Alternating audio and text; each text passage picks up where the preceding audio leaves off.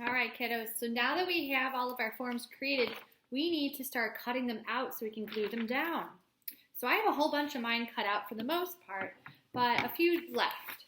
So remember, it's so much easier if you're cutting out multiple things from one piece of paper. It's good to cut around it and then remove it from the bigger piece of paper.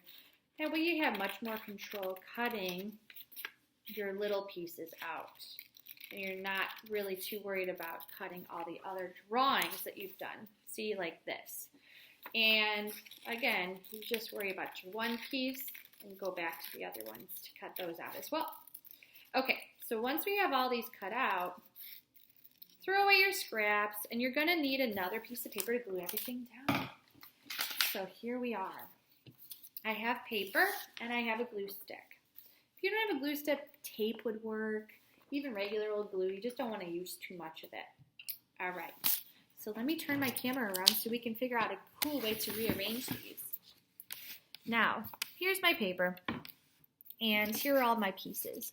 Before I glue anything down, I want to make sure that I like my arrangement. So let's look at everything, and we want to stack it up so that it does look like it's a little topsy-turvy. And so we're going to talk about overlapping some items here. Oh my gosh, this is cool. Let's see here. I like the ball there, and I like this kind of hanging on by the edge. Oh my gosh, what do you guys think? This will be really cool. Now, you can play around with your arrangements. I like this. So what I'm going to do next is I'm going to begin gluing everything down. Easy enough. So eventually, you want to make sure we don't leave any gaps. So they do need to overlap a little bit so it does look like they're resting on one another.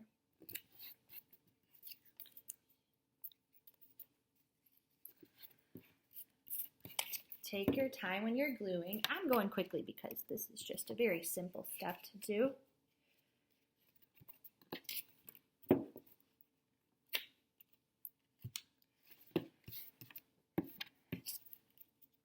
right. Flap it down. Last one. So cool. And again, make sure you guys glue it down a little better than what I'm doing. I'm going quick. If you want, you can flip it over and smooth it from the back. Make sure everything is nice and glued down. Now we have this very cool topsy-turvy arrangement. Here's my first one that I did. You guys can do two separate ones. You can do one big one. Just make sure everything fits on that piece of paper.